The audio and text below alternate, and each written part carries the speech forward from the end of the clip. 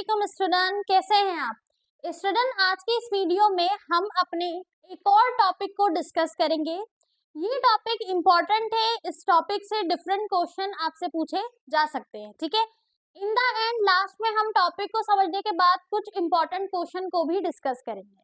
तो हम जो टॉपिक पढ़ने लगे वो है structure of cartilage. Student, last video में हमने पढ़ा था स्ट्रक्चर ऑफ बोन्स के बारे में। हमने इन डिटेल बोन के ना सिर्फ स्ट्रक्चर को समझा बल्कि उसके फंक्शंस और उसके कंपोजिशन को भी देखा। आज हम बात करेंगे कार्टिलेज के स्ट्रक्चर के बारे में, कार्टिलेज के डिफरेंट टाइप्स के बारे में और कार्टिलेज किस तरीके से फॉर्म होता है, ठीक है, यानी इसकी फॉर्मेशन। साथ ही कार्टिलेज के कुछ इंपॉर्टेंट रोल को भी डिस्कस करेंगे, ठीक है। जैसे आपने स्ट्रक्चर ऑफ बोन्स को पढ़ा था, काफी हद तक मिलता जुलता स्ट्रक्चर होता है हमारे पास कार्टिलेज का। बस कुछ चीजों का फर्क होता है, कुछ सेल्स का फर्क होता है, ठीक है। तो अगर हम बात करें स्टूडेंट कार्टिलेज की, cartilage is a soft, cartilage बहुत सॉफ्ट और बेंडी टाइप का होता है, ठीक है। अगर हम बात करें बोन्स की, तो बोन्स काफी हार्डेस्ट होता है, काफी क्या होता है, हार्ड होता है, सख्त होता है। बोन्स के कंपैरिजन में ही अक्सर डिस्कस किया जाता है कार्टिलेज को, ठीक है। हम बोन्स को कंपेयर करते हैं कार्टिलेज के साथ। वैसे कार्टिलेज और बोन्स में इंपॉर्टेंट फर्क ही ये है कि कार्टिलेज जो होता है वो सॉफ्ट होता है, इसके सेल्स डिफरेंट होते हैं। बोन्स हार्ड होता है, इसके सेल्स डिफरेंट होते हैं। तो अक्सर बेसिकली कंपैरिजन भी पूछा जाता है कार्टिलेज का और बोन्स का। तो आपसे एक शॉर्ट क्वेश्चन पूछा जा सकता है जो कि मोस्ट रिपीटेड है, difference between cartilage and bones, ठीक है। तो सबसे पहला डिफरेंस कि हमारे पास जो कार्टिलेज होता है वो स्टूडेंट सॉफ्ट होता है और बेंडी होता है। बेंडी से मुराद कि कार्टिलेज जो होता है वो इतना फ्लेक्सिबल होता है कि उसको बेंड किया जा सके, आप उसको मोड़ सकते हो, ठीक है, को मोड़ सकते हो। जबकि अगर हम बोन्स की बात करें तो हम बोन्स को बेंड नहीं कर सकते, बोन्स वरना ब्रेक हो जाएगी, टूट जाएगी, ठीक है स्टूडेंट। अच्छा, आगे लिखा है ऑफ कनेक्टिव टिश्यू। तो हमारे पास जो कार्टिलेज होता है स्टूडेंट वो कनेक्टिव टिश्यू का बना हुआ होता है, इसीलिए काफी सॉफ्ट और बेंडी टाइप होता है, ठीक है। अब यहाँ पर एक डायग्राम है हमारे पास किसकी, कार्टिलेज की। तो कार्टिलेज बेसिकली कनेक्टिव टिश्यू से मिलके बना है, इसलिए ये सॉफ्ट भी है और बेंडी टाइप है, ठीक है। It's covered by a layer called perichondrium. अब हमारे पास बेसिकली जो कार्टिलेज होता है उसके अगर हम स्ट्रक्चर को देखें तो सबसे पहले एक आउटर कवरिंग होती है, एक आउटर कवर लेयर होती है, उस लेयर को हम कहते हैं पेरिकार्डियम। तो यहाँ पर आपको टॉप में जो लेयर नजर आ रही है ये लेयर कहलाती है पेरिकार्डियम, ठीक है स्टूडेंट। ये हमारे पास आउटर कवर है जिसे हम कहते हैं पेरिकार्डियम। ये पेरिकार्डियम इसे प्रोटेक्शन फराहम कर रही है, ठीक है, और मजीद फ्लेक्सिबल भी बना रही है, ठीक है। In the early stage of life, यानी कार्टिलेज को अगर हम देखें तो ये एक्ट करती है as a building block of bones. यानी अगर आप बोन्स को देखो तो एक मैच्योर बोन्स जो होती है वो हार्ड होती है, टफेस्ट होती है। लेकिन अगर हम एक बच्चे को देखें और उसकी बोन्स को देखें तो उसकी बोन बड़ों की बोन्स के बनिस्बत इतनी टफेस्ट नहीं होगी। तो अगर हम बिल्कुल छोटे बच्चे को देखें, यानी जिसके अभी बोन्स बनना शुरू हुए, अर्लियर स्टेज में जब बोन्स बनना शुरू होते हैं तो वो बोन्स बिल्कुल कैसे होते हैं, कार्टिलेज की तरह होते हैं, ठीक है स्टूडेंट, सही है। अच्छा, कार्टिलेज की बेस्ट एग्जांपल अगर हम देखें तो हमारे जो एयर है, एयर के जो पिना है ये कार्टिलेज की बनी होती है। हमारी नोज की जो टिप होती है वो कार्टिलेज की बनी होती है, ठीक है। तभी हम अपने एयर को जो है वो मोड़ सकते हैं, बेंड कर सकते हैं। तो एयर में जो बोन होती है बेसिकली वो कार्टिलेज होती है, सही। इसी तरह नोज में, बिल्कुल नोज की टिप में ऊपर तो बोन है, नोज में ऊपर बोन है, लेकिन टिप की अगर हम बात करें तो यहाँ पे कार्टिलेज मौजूद होते हैं स्टूडेंट, सही। तो अगर हम बात करें अर्लियर स्टेज की लाइफ की, जिसमें जब बिल्कुल क्या बनना शुरू होता है, डेवलपिंग एम्ब्रियो, यानी जब एम्ब्रियो बनना शुरू होता है, जब बेबी बर्थ से पहले जब बेबी बनना शुरू होता है तो उनके जो बोन्स होते हैं वो कार्टिलेज की तरह सॉफ्ट होते हैं, कार्टिलेज की तरह बनते हैं पहले, ठीक है। उसके बाद लिखा है cartilage does not have blood vessel. अब यहाँ पर डायग्राम में आपको किसी भी सेल में कोई ब्लड वेसल नजर आ रहा है? जैसे अगर हम बात करें बोन्स की, तो हमने डिस्कस किया था कि जो बोन्स के अंदर इंटरनल स्ट्रक्चर है ओस्टियोन, तो उस ओस्टियोन में जो हमने सेल को पढ़ा था ओस्टियोब्लास्ट, ओस्टियोक्लास्ट, ये जो हमारे पास ओस्टियोन थे इनके इंटरनल स्ट्रक्चर में हमने ब्लड के कुछ सप्लाईज देखे थे, ठीक है, ब्लड वेसल्स देखी थी। अब ओस्टियोन में हमारे पास इस तरीके से ब्लड वेसल्स मौजूद थे जो कि ब्लड को सप्लाई कर रहे थे, लेकिन यहाँ पर ब्लड वेसल्स मौजूद नहीं है और ना ही यहाँ पर कोई ब्लड की सप्लाई हो रही है, ठीक है स्टूडेंट। इस कार्टिलेज में ब्लड सप्लाई नहीं होते, इसलिए इसमें कोई वेसल्स भी शामिल नहीं है, ठीक है।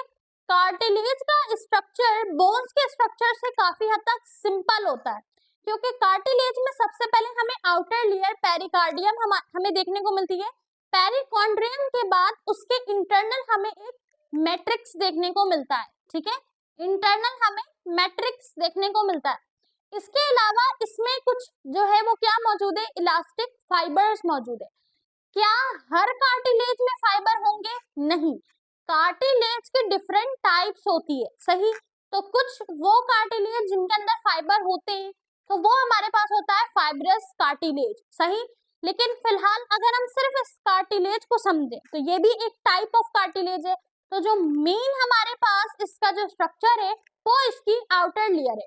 सेकेंड जो हमारे पास मेन चीज होती है वो होती है कॉन्ड्रियोसाइट सेल, ठीक है, कार्टिलेज के सेल्स जो कि कार्टिलेज को फॉर्म करेंगे, सही।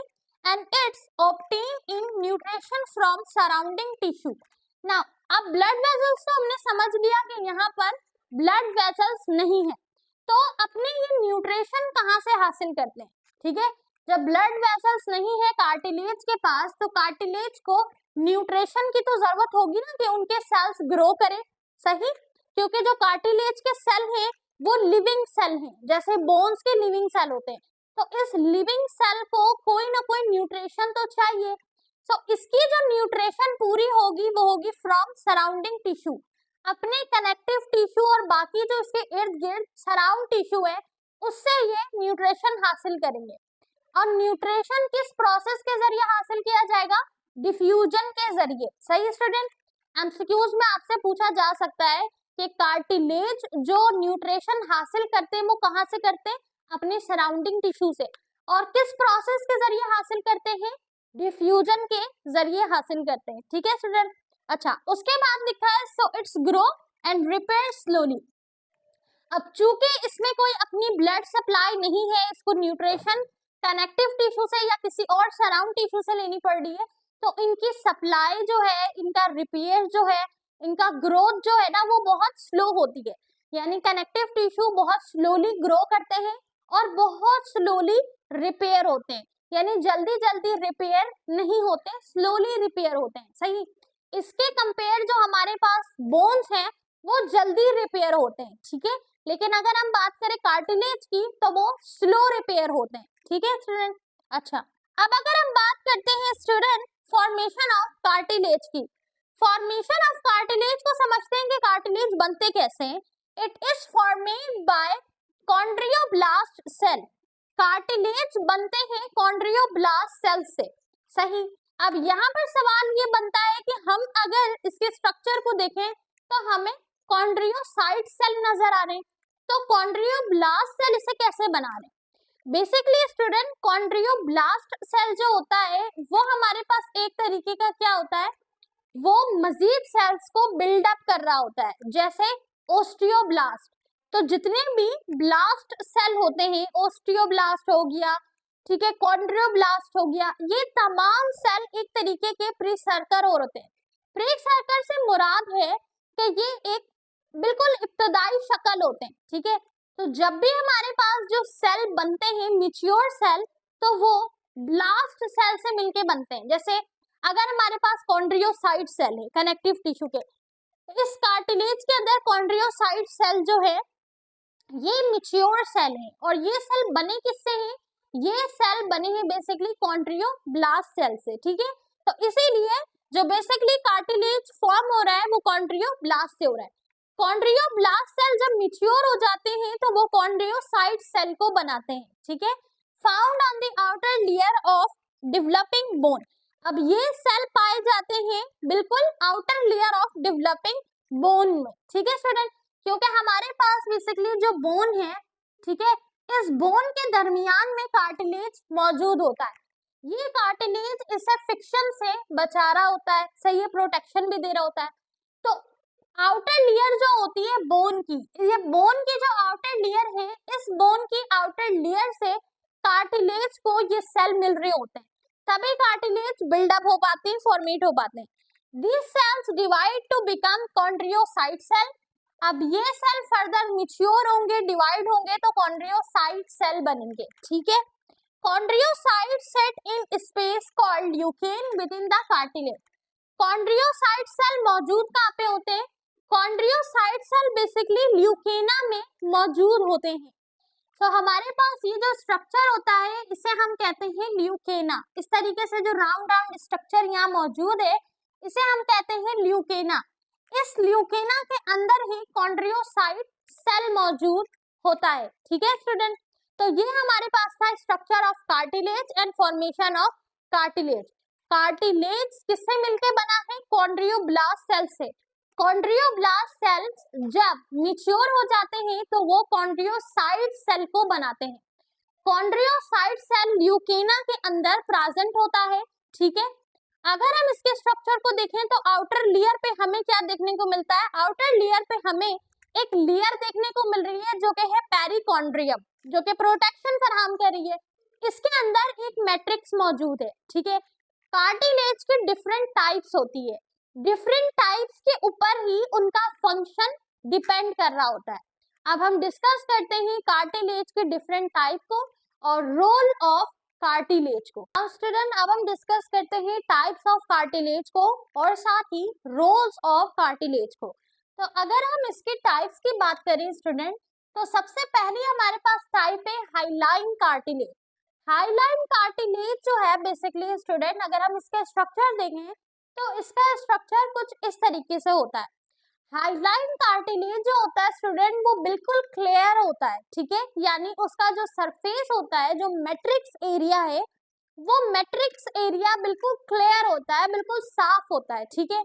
उसमें सिर्फ हमें कुछ सेल्स देखने को मिल रहे होते हैं, बाकी वो बिल्कुल क्लीन होता है मैट्रिक्स, ठीक है। तो क्लियर सरफेस जो है ना वो हाइलाइन कार्टिलेज की होती है। It is present between ribs and sternum.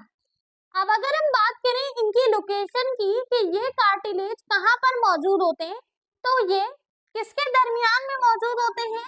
Ribs के दरमियान में मौजूद होते हैं, यानी जो हमारी पसलियां हैं, ठीक है, जो पसलियां होती है ना बेसिकली स्टूडेंट, जो रिब्स होती है, इस रिब्स के दरमियान में क्या मौजूद होते हैं? कार्टिलेज मौजूद होते हैं। इसके अलावा स्टर्नम, स्टर्नम जो बेसिकली मेजर बोन होती है रिब्स की, उसे हम कहते हैं स्टर्नम।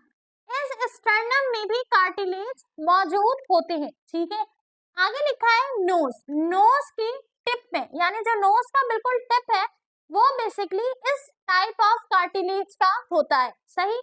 इसके साथ ही at the bone surface in many joint, और बहुत सारे जॉइंट में जो है ना ये कार्टिलेज मौजूद होते हैं, यानी बोन्स के दरमियान में जो जॉइंट है उसकी मूविंग में हेल्प करने के लिए ये कार्टिलेज मौजूद होते हैं। It has smooth surface. इस कार्टिलेज का जो सरफेस होता है वो बिल्कुल स्मूथ होता है, ठीक है, यानी इसका जो मैट्रिक्स है वो मैट्रिक्स कैसा होता है? स्मूथ होता है, सही। इसके अलावा which allow tissue to glide easily, ताकि ये टिश्यू को ग्लाइड होने में यानी इजिली जो है ना वो उसकी सरफेस एरिया को मूव होने में मदद दे सके, ठीक है। तो हमारे पास सबसे पहली जो टाइप होती है वो हाइलाइन कार्टिलेज होती है, जो कि स्टर्नम, रिब्स, नोज के दरमियान में होती है, ठीक है, और कुछ बहुत सारे बोन्स के जॉइंट हैं उनके दरमियान में भी मौजूद होती है। ये काफी स्मूथ सरफेस की होती है।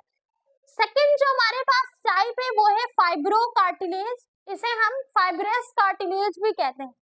फाइब्रो कार्टिलेज इसे इसलिए कहा जाता है क्योंकि इसका जो सरफेस है उसमें बहुत सारे फाइबर्स मौजूद होते हैं, यानी थ्रेड लाइक स्ट्रक्चर। तो बहुत सारे फाइबर्स होने की वजह से इसे हम फाइब्रो कार्टिलेज कहते हैं। ये प्रेजेंट होते हैं इन वर्टिब्रल डिस्क में। इन वर्टिब्रल डिस्क में ये मौजूद होते हैं कार्टिलेज, और नी जॉइंट में, ठीक है। जो हमारे पास नी है यानी जो जोड़े हैं, उस जोड़ों में जो है ना वो कार्टिलेज मौजूद होते हैं, ठीक है, नीज जॉइंट में। And its pectoral girdle, pectoral girdle में भी यही टिश्यू, फाइब्रस टिश्यू मौजूद होते हैं। It is to toughest among other cartilage. Fibrous tissue जो होता है, फाइब्रस कार्टिलेज जो होता है, ये सबसे ज्यादा टफेस्ट होता है बाकी तमाम कार्टिलेज में। इसीलिए ये पेक्टोरियल गर्डल में और नीस में यानी जोड़ों में ये जो बेसिकली टिश्यू है, कार्टिलेज है, ये मौजूद होता है। तो ये कार्टिलेज बाकी बनिस्बत तमाम कार्टिलेज के काफी ज्यादा टफेस्ट होता है, ठीक है, फाइब्रस। और इसका नाम फाइब्रो कार्टिलेज क्यों है? क्योंकि इसमें फाइबर्स मौजूद होते हैं। इसके अलावा स्टूडेंट हमारे पास तीसरी जो टाइप है that is elastic cartilage. Elastic से नाम आपको समझ आ रहा है कि ये हमारे पास कार्टिलेज की वो टाइप है जो बहुत ज्यादा इलास्टिसिटी रखती है, यानी काफी फ्लेक्सिबल होती है, जिसमें इलास्टिक की एबिलिटी ज्यादा होती है, ठीक है। इस कार्टिलेज की लोकेशन जो है ये प्रेजेंट होता है ईयर्स ऑफ पीना, auditory tube, epiglottis and larynx. तो ये जो कार्टिलेज है वो हमारे गले के लैरिंक्स में, एपिग्लॉटस में, ऑडिटरी ट्यूब्स में, ठीक है, और हमारे ईयर का जो पीना है वहां पर मौजूद होते हैं, ठीक है। ये बहुत ही ज्यादा फ्लेक्सिबल होते हैं, most flexible and strong type of cartilage. Flexible का तो समझ आ गया कि फ्लेक्सिबल इसलिए है क्योंकि बहुत ज्यादा इलास्टिक है। लेकिन अगर हम बात करें स्ट्रॉन्ग की, तो ये इतने ज्यादा स्ट्रॉन्ग क्यों है? तो ये बेसिकली इतने स्ट्रॉन्ग इसलिए है क्योंकि ये टूट नहीं सकते, ठीक है। जो चीज बहुत ज्यादा फ्लेक्सिबल होती है वो टूटती नहीं है, ठीक है। इसी तरीके से ये कार्टिलेज बहुत ज्यादा फ्लेक्सिबल है क्योंकि इनकी इलास्टिसिटी बहुत ज्यादा है। ये इलास्टिक कार्टिलेज है तो ये टूट नहीं सकते, इसलिए बहुत ज्यादा स्ट्रॉन्ग होते हैं, ठीक है स्टूडेंट। तो ये हमारे पास था टाइप ऑफ कार्टिलेज, आपने डायग्राम भी देख ली। अब हम बात करते हैं रोल ऑफ कार्टिलेज की, कि बोन्स के दरमियान कार्टिलेज जो मौजूद है इनका मेन असल फंक्शन क्या है, इनका रोल क्या है, ठीक है। तो अगर हम फंक्शन की बात करें, सबसे पहला इंपॉर्टेंट फंक्शन है it is found in joint. ये जॉइंट में पाए जाते हैं, जॉइंट में मौजूद होते हैं। Where it acts as a cushion, तो ये उस जॉइंट में एज अ कुशन अपना रोल प्ले कर रहे होते हैं। कुशन से मुराद यहाँ पर बहुत ज्यादा प्रोटेक्शन फराहम कर रहे होते हैं, ठीक है। तो जो हमारे पास बोन है, इस बोन्स के दरमियान क्या मौजूद है? कार्टिलेज मौजूद है। तो ये कार्टिलेज जो जॉइंट के दरमियान है वो इसे एज अ कुशन फराहम कर रहे हैं, एज अ प्रोटेक्शन दे रहे हैं, ठीक है। इसके अलावा it reduce friction between bones when they move. अच्छा, अगर डायरेक्ट सिर्फ हड्डियां होती तो मूवमेंट में बहुत ज्यादा फ्रिक्शन क्रिएट होती, तो उस फ्रिक्शन को रिड्यूस करने के लिए हमारी बॉडी में बोन्स के साथ साथ कार्टिलेज भी शामिल है। तो कार्टिलेज ना सिर्फ उसे कुशन प्रोटेक्शन फराहम कर रहे हैं, बल्कि मूवमेंट में आने वाली जो फ्रिक्शन है उसे भी रिड्यूस कर रहे हैं, ठीक है। इसके साथ ही जो तीसरा इंपॉर्टेंट रोल है कार्टिलेज का वो है it shield bone from comprehensive forces, pressure and weight during activities।